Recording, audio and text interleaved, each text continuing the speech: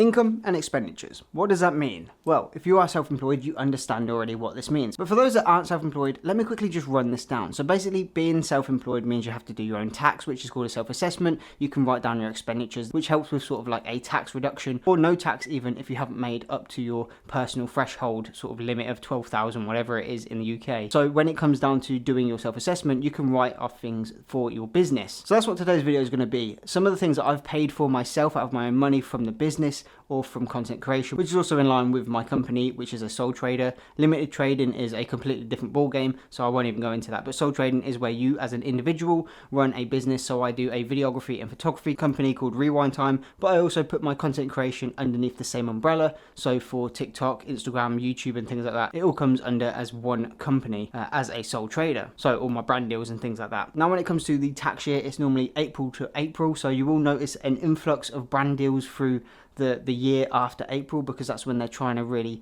get their tax lower. So they'll do more brand deals like, hey, we'll pay you this much, or we have more of a budget. And that's where that comes from, is they try to deduct it from their own tax so they don't have to pay as much tax. It's quite smart how they do it, because one, it's marketing, two, they save themselves money, three, it works for both the creator and the company. But before we jump into what I've bought, what can actually come down as an expenditure is unlimited amount of things that people don't even realize half the time that you can put down as an expenditure. Depending on the job role that you are doing, it does obviously come under a different sort of category. But for me, content creation or videography, photography, there's a whole tree of branches that this can go into. So say if you do content creation, you could literally buy anything from TikTok shop. Then you can make content on this product for the TikTok shop to make commission. That is an expenditure. You're buying a product to then promote to earn an income. Basically putting money into something to earn money back, and that classes as something within the business. Anything you're going to make content on is classed as an expenditure. I've actually done this before. I've bought a game on Steam and I've made a video about this game,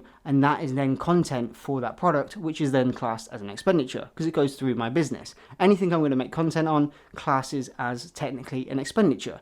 But there are limitations. Obviously, I can't go and do my weekly food shop and make a video about doing a weekly food shop, because that doesn't count, because it's for personal use. I'm feeding my family. That won't count. If I go on a business trip, though, so say if I go away with a client, or say I'm doing content for a brand and they've sent me to a restaurant and I go and buy food, I can then write that off as an expenditure, and then they'll reimburse me either from the company, then becomes the income. So it's sort of like you have to have this revolving income expenditure sort of wheel for whatever you're buying, in a sense. But that's for that sort of side. But then you've got the other sort of side for equipment, office supplies, stationery. The stuff before that would come under as like advertisement, marketing, and that sort of materialistic stuff on that end. And then you've got your office supplies. So this could literally be anything from storage units, painting the walls for your office renovation because it's to do with your business, desks, chairs, pens, SD cards, lighting, tripods, cameras, lenses, microphones, anything that falls under the category of something for your office or for your business to expand it. 3D printers, they can come under as a business expansion because it's a part of the office. It's an equipment that you're going to, one, make content on, and two, try to leverage using that product for more projects in the future, or whatever it is that you're going to do with it. There's so much sort of fine line between what you can and can't do. Now when it comes to travel, trains, parking, things like that, that can go under. But when it comes to car travel, it can only be for your fuel, and it's a certain like 45p per mile or whatever it is. So you're best off getting trains, buses, and you can then have that sort of exact amount per month instead of having to work it all out. But anyway, I'm rambling on. Hopefully it makes sense to you what I'm trying to explain about expenditures. If not, quick little Google, ChatGTP, whatever, it will explain it, summarize it, and you'll understand. But these are the things that I've bought this month for expenditures. Now there's still a few things on the way, and there's also a few things in the coming weeks that I'm looking to go and purchase. So I'll start off with what's actually arrived and then what I'm looking at getting. Okay, so in front of me are some of the products that I've got this month. Now I will go through pricing and things like that, and then obviously what I'm planning on getting in the future, or what's not arrived yet. Now before I start, this mouse over here, the Logitech MX Master 3, whatever it is, that was a expenditure from way back. So things like that I can put down as expenditure. But let's go over some of the items I've got here. So starting off, it's actually to do with the camera. I used to have this silver plate on the bottom, and this is for the Sony a7C II, which has the nice silver to match on top. This is from Small Rig. This is what came with the camera when I bought it off the guy. But Instead, I wanted one that had this nice wooden hand grip with it, and it really gives it some bulk. So it's nice and sturdy on the hand now. Feels extra solid. It's a very good bit of wood as well. This is also small rigs. Just overall, it gives the camera a nicer feel and a bit more stability in my hand. Because that is obviously part of my equipment, that can be an expenditure. When it comes to the price of this costs £43.11. Quite expensive. Moving on to the next thing is this little thumb grip. Now, I did used to have this little thumb grip on there, but as you can see, once it's using the hot shoe, that's it. I can't use anything else on top. Where Small Rig have brought out this one, where it takes a hot shoe, but then gives me back a hot shoe for my wireless mics to go and slide into, or something like that, or like a flash or whatever. So it's nice to have that little extra hot shoe on top. And that came in at £18. Now that was on sale from £20 just for that little piece of metal. Crazy. But again, part of my rig, expenditure. Then moving on to the viewfinder. I wanted a bit more of a bigger cup, and I saw this come from Small Rig as well. They make a lot of stuff for Sony, so you know it's always nice to check Small Rig first. This is made of quite durable plastic as well, and a nice silicone cup here, so you can always take that off and wash it if it's, you know, sweaty. But this just makes it a nicer eyepiece for the A7C II, and that came in at £20.93. This did have a sale on for £18, but I missed it just by like 10 seconds, so unfortunately I had to pay full price. But anyway, again, expenditure. Now we're moving on to the good stuff. I was looking at doing more videography inside the car and making more of like a vlog cinematic style, and that's where I came across the newest suction cup. And I was looking over all the different brands, you know, like, is it Ulanzi or whatever they're called? There's so many. Small Rig had one, but this one came up with the best results. And I've used it on the desk and tried to pull it off. And this thing is solid. So basically all it is that nice rubber suction cup there. Push this in until that white line disappears. And then that is it, solid and stuck. Let me give you a little demonstration. Plop that down, push it. Now, as you can see, there is no more white line. That thing is stuck. I'm actually moving the arm more than I'm moving the suction cup. The only way to get this off is these two little... Even that's tough. There we go. That's how good that is, okay? And funny enough, that actually came in at a total of $35.99. So this was cheaper than the handrail.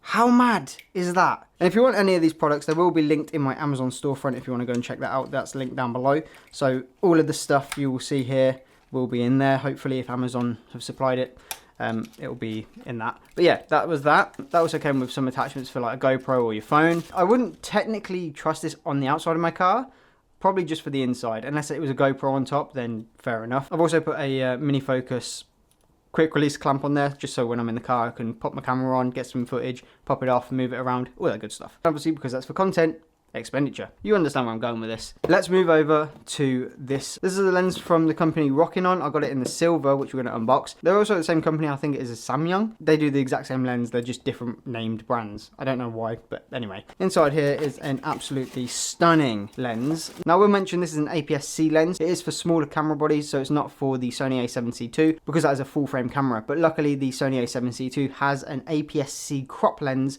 which I can use this with, and if not, I just get a nice vignette around the outside. But the nice thing about this is that lip, it looks very cinematic and stylish. The only thing with this one, it is a manual focus. But I have heard if you have it at around about the 5.6 and 0.5 mark on there, as you can see, it gives you the perfect sort of focal length for vlogging and then just sort of expand away from there. So you can use this technically as a one focal length prime, but just be careful when you do put it on and off. You may move the focal length and you might have to then refocus it. But anyway, it's a nice looking lens and it looks fantastic on the Sony a7C II.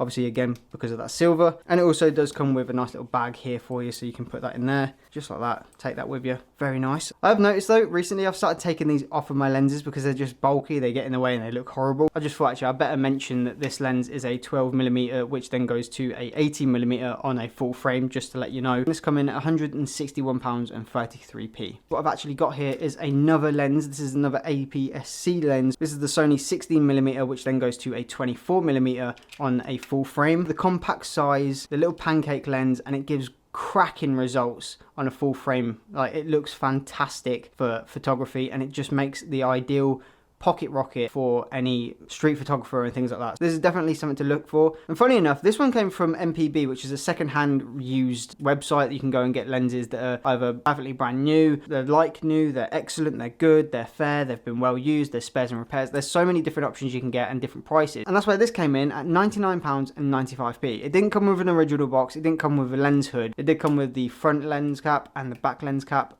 That's all I needed, as long as it was in good condition. As you can see, it is in perfect condition. There's no dust, there's no marks, there's no smudges. There's a little bit of wear and tear on the outside, but again, that doesn't bother me. It's going to go thrown on my camera and thrown in a bag anyway. Things like this is always nice to look at second-hand markets.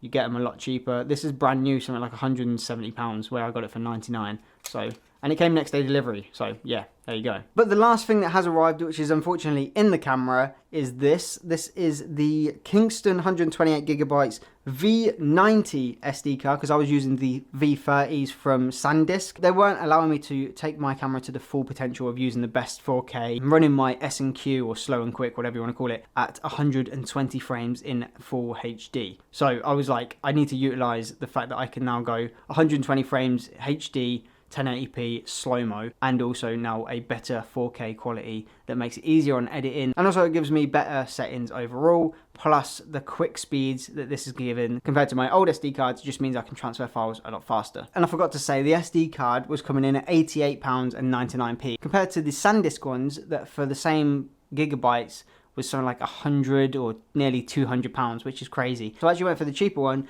and apparently the results are way better. So always look around before purchasing something that you think, oh, the name sounds good, I know this brand. Always look at other brands out there, because Kingston actually is a good brand too. Just thought I'd let you know. But there are some other things that are on the way, which is this lens hood. It gives that sort of Leica feel, and this actually came in at £38.44. Finding this one was sort of like a bonus, because this one was on sale compared to the original one I had in my basket, which was at £54 or something. So I got a nice deal there. Then I actually ordered a custom mouse mat from the guys over at Technically Stable. Now what I did is I looked on High Ground, because I saw that they had this orange cell shade sort of mat that they sent to a couple of creators but never actually released it. It's a white one instead. I wanted the orange, so what I did, went on Procreate and basically made my own, and that's what this looks like. So that is getting sent. But then I also got one of their Technically Stable little coasters, which is their like a little palette. It looks pretty cool, and that all came to £31.99, which for a custom mat and a nice little coaster, that is well worth it. And I've actually had Technically Stable's mouse mats before, and the quality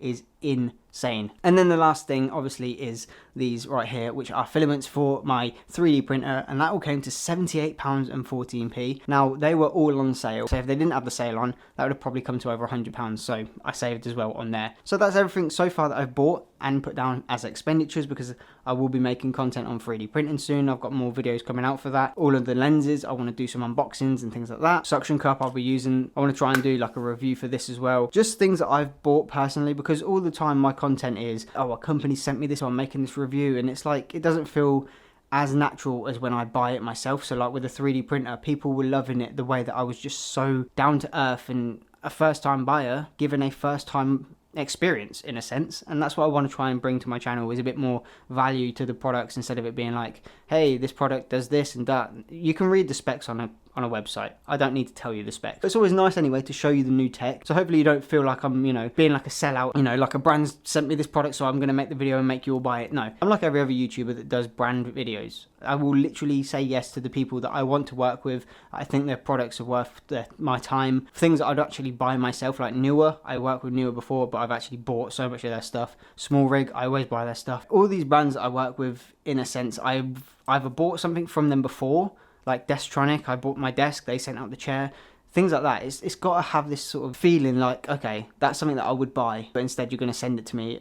Let's get a review done. Now, of course, when it comes down to brand deals, there's not as much negative stuff as compared to when I personally give my feelings, because I don't want to burn a bridge, you know, I don't want to bite the hand that feeds me sort of thing, but I will still give my criticism about the product. I just won't go into a full-on rant like I did with the Anycubic S1. I went full in because I paid a lot of money for it, and I wanted to explain to new time 3D printers what it felt like to have it, and I did that. I feel like I did that anyway. So that's why I wanted to make this video, to sort of show you that I still do buy products. You know, not everything is sent out to me. I do buy things with my own money, and I will give my honest opinion of every product that I do review. and have ever reviewed and will do in the future. Now, when it comes to products that I'm looking at buying in the next coming weeks, it's one of the cine lenses from the company called Samyang, which is also the same company, like I said, that make these lenses. But they actually brought out a cine lens for Sony only that is an autofocus cine lens. You know, I've got multiple lenses that do the manual focus, or they are prime lenses, zoom lenses, telescopic lenses, but they're all lenses, they're not cine lenses. Now, the thing with cine lenses is they're made for video, so they help with, you know, focus breathing or all this distortion and things that a normal lens for photography would do in a video. So that's why I want to get it. That's going to be at around £450. So I'm going to London on the 5th, so I'll be making a video about going to London for a reason, and hopefully I might jump into a little camera shop, Wex, I think they have one. There's a couple around London that had them in store. I might jump in and see if they've got one and buy it there and then in the video, and then yeah, make a review on it and let everyone else know my personal opinion. Very heartfelt personal opinion, because it's a very expensive product. But anyway, that is everything that I've got for you today for my personal experiences of doing expenditures. Hopefully you understand what an expenditure is now if you didn't already, and if you're self-employed, let me know in the comments below what you put down as expenditures for your business, and if you're not, what would you put down if you were? There we go. But other than that, my name's been Callum, hope you enjoyed the video. If you did, leave a like, subscribe, hit the notification bell. Let's get our way up to that 20,000 mark, because we're almost there. We're at 15k. Let's get the other 5k like that. Anyway, I love you all. Thank you again for watching to the end. Capture, create, captivate, and I'll see you all in the next video.